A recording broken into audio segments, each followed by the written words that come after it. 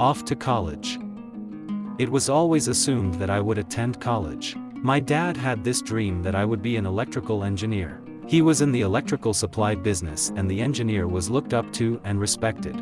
I wanted to attend college. If not college, what else would I do? It seemed the best thing. There was nothing else I really wanted. Electrical engineering and the University of Texas was as good as anywhere, so off to Austin I went. The University of Texas, at 20,000 students, was a big place compared to Forney High School. No orientation, no preliminary visit, we just loaded up my clothes, went to Austin, and abandoned me to the lonely world.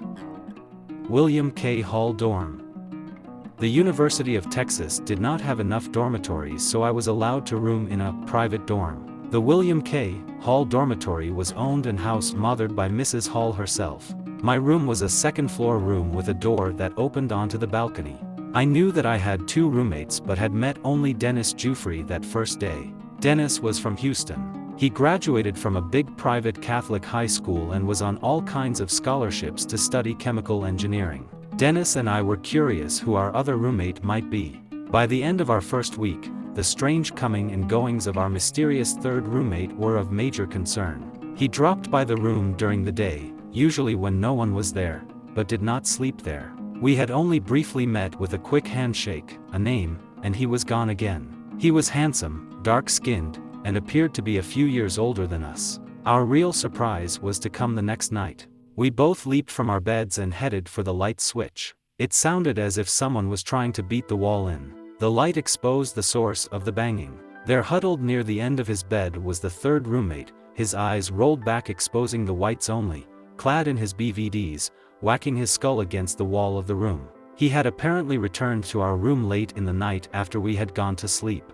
He was heaving to and fro, the muscles straining against each other in what was apparently some kind of fit or seizure. I had never seen anything like this before and was not sure if he would attack us or what. Was he on drugs? Was he crazy? What? There was not much time to worry though. The blood was already coming from his head. If we didn't stop him, he was going to bash his skull in. Dennis and I leaped on him and wrestled him to the floor. He struggled away and started crawling out the door. We were on the second floor and there was only one rail to stop someone from falling to the concrete below. We grabbed his legs and drug him back into the room.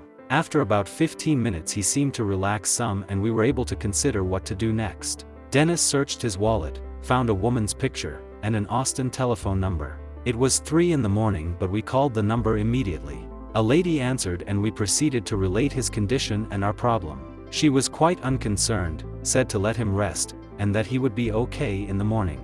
Do you think we could sleep, not knowing if he might stab us in our sleep, or jump from the balcony, or what? We did though, and when I awoke, he was gone. The next night about 8 o'clock in the evening he walked in, sat down, and began to explain his situation.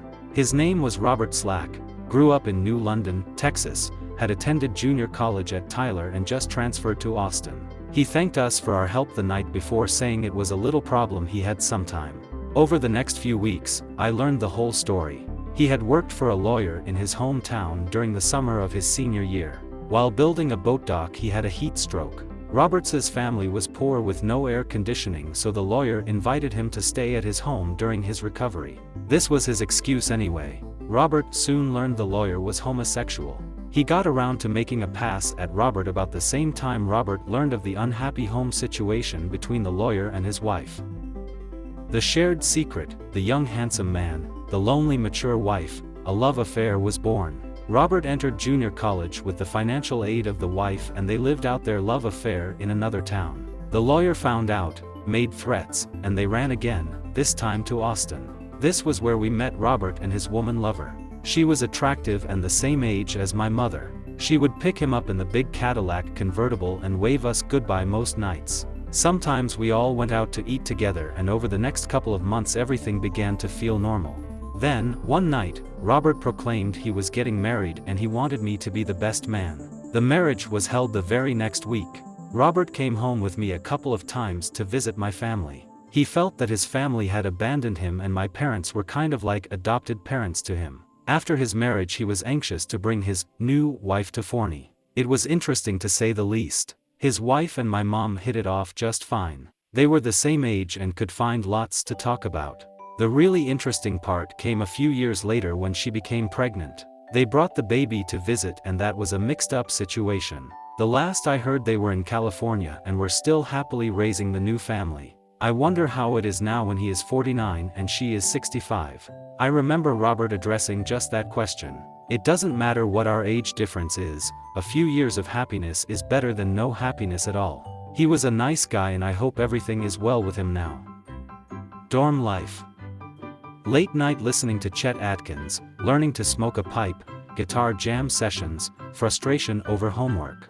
That first year of college, living away from home for the first time, is a learning experience. Finding a place to eat, finding a place to wash your clothes, learning how to wash your clothes, these were major obstacles. It was great though, sitting up till midnight playing spades and discussing life and the universe. Around midnight some enterprising college student came around with his cart and would yell out, "Night bite." He sold soft drinks, candy, and homemade sandwiches. In those days it was as close as we had to Domino's pizza delivery. Most of my first 2 years of college was spent in diligent studying and homework. The only dates I had were when I visited Dallas during holidays. Engineering is a very difficult course of study and the homework alone takes hours each day. The only socializing was during study breaks and card games. It is difficult to explain the frustration and disappointment when you study hour after hour, day after day, then take a test and barely pass or even fail. My academic years in college were not an enlightening, joyful experience. Rather, they were tooth and nail, scratching, refusing to quit, and battling to pass each course. It seemed it would never end. Years later I would awake in the morning and a feeling of dread would spread over me as I realized my homework was not done. I have since interviewed and hired many young college students. Their academic standing in their class is of little importance in my consideration of their merits. The fact that they stuck with it and got the diploma counts to me more than grade points. College professors do not rate very high on my scale either. Maybe my attitude was unfavorably tainted by my problems in school. Professors seem to have a very narrow view of the importance of their particular field of study. They make the passing of each of their favorite little courses a major obstacle. More than not, take pleasure and pride in how many students fail their courses. I am not normally vain, but please allow me this. If you suckers that kept looking down your noses could see me now. My income tax each year is more than your salary. Ha! Joining a fraternity. Every college student acquires a group of friends. One of these friends was in a fraternity. I was a sophomore by this time and he suggested that I visit the frat house with him for some evening meals. What the heck, a free meal is a free meal. It was not a large fraternity, only about 30 guys, and they were okay, not stuck up. They invited me to pledge and join Delta Sigma Phi. I continued to attend the University of Texas for another year after joining the fraternity. I held the office of social chairman, and we moved into a new fraternity house during that time. The fraternity was another learning experience, but an engineering degree and the demands and temptations of frat life do not mix well. It became painfully obvious that if I was to graduate, would have to leave frat life behind. Frat parties. As I said before, for 2 years I studied like crazy, with practically no social life. So, what more can I write about during that time? Would you like to know about integral calculus, or maybe engineering drawing? I know, you want to learn more about vector and tensor analysis or differential equations. Sensing no enthusiasm on your part, let's talk about some of those old frat parties. There was the Rush Party beer bust out in the hills near San Marcos. I was the social chairman, in charge of purchasing liquor, and supplying dates. That particular time, I overestimated the beer and underestimated the girls. We had 5 of those big 20-gallon kegs, each iced down in half a 50-gallon barrel of ice. The party turned into a beer-drinking marathon that lasted all afternoon, then all night, and right into the next morning. We finally loaded up and headed back to Austin just before morning traffic. I had 2 of the kegs sitting straight up in the rear of the '59 Chevy trunk. They were tall and the trunk lid stuck straight up in the air. When we hit Austin we came right up Congress Avenue, Sunday morning, with the beer kegs shining. Stop at a red light, jump out and draw a beer, stop at another red light, jump out and draw another beer, etc., etc. There must be at least 5 or 6 lights just right there in front of the Capitol building. You would have thought that at least one of us was legal age. Then there was the time we had the big annual formal ball. Tuxedos, evening gowns, fancy ballroom, orchestra, the whole deal. We had this one guy who was God's gift to women. He was really handsome, had a confident air, and could date any girl he wanted. He invited this really stuck-up Tri-Delta to the ball. She treated everyone at the occasion as if they had leprosy. As the evening drew to a close, the ball had degenerated from a formal event into something resembling a beer bust. She had her nose stuck in the air so far, in fact, that she didn't see the big puddle of barf left by another not-so-fussy sorority girl. Her feet flew straight out and she landed on her back in the middle of the reeking pool of previously consumed dip, hors d'oeuvres, gin, body fluids, yuck. Instant humiliation. That was the same night that I suddenly missed my little brother. He had been drinking too much, and as is the duty of big brother, I was keeping my eye on him and his date. I approached the lonely date and asked the whereabouts of Tom. He made me promise not to tell, but I think he is back at the frat house and is going to do something to the active's clothes. I asked my date to keep her company and dashed for the car. He was just drunk enough to do something really dumb. When I pulled up in front, he was just coming out the door with a sheet full of laundry.